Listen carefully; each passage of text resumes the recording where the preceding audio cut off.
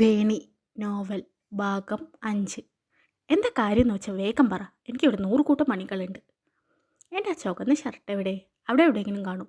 എനിക്കെങ്ങനെ അറിയാനാ? കുറച്ച് മയത്തിലൊക്കെ പറഞ്ഞൂടെ? എനിക്ക് മടുത്തേക്ക് ഇറക്കി പൊടി ഇവിടുന്ന്. അത് തന്നെ ചെയ്യുന്നത് എന്നും പറഞ്ഞ് വേണി അവളുടെ വീട്ടിലേക്ക് ചെന്നു. അമ്മേ, ഇതേ ചേച്ചി വരുന്നു. മോളെ, മോള് വരുന്നില്ല എന്ന് പറഞ്ഞിട്ട്.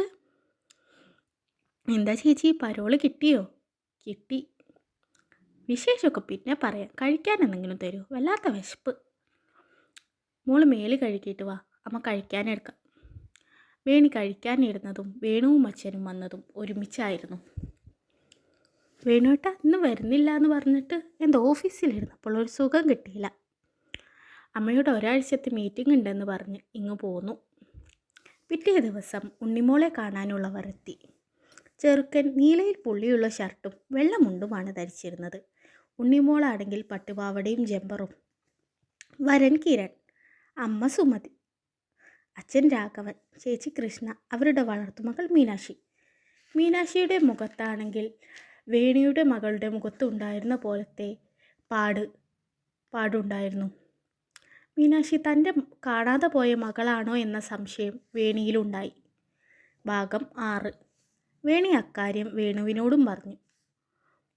വേണുവിനും അക്കാര്യത്തിലൊരു സംശയം തോന്നി. എന്തായാലും ഇപ്പോൾ അക്കാര്യത്തെപ്പറ്റി സംസാരിക്കേണ്ട. നാളെ നമുക്ക് അവരുടെ വീട്ടിൽ പോവാം. ശരി ഏട്ടാ. പിറ്റേന്ന് ടിനിം.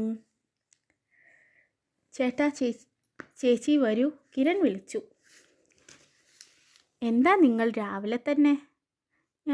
ഞങ്ങളൊരു സംശയം തീർക്കാൻ വന്നതാ. എന്താ കാര്യം? അത് മീനാക്ഷി നിങ്ങൾക്ക് എവിടെന്നാ കിട്ടിയേ? അതെന്തിനാ ഞങ്ങൾ നിങ്ങളോട് പറയുന്നേ? സുമതി ചോദിച്ചു. അത് ഞങ്ങൾക്ക് ഒരു സംശയം. അത് ഞങ്ങളുടെ പാറുമോളാണോ എന്ന്. തുടരും.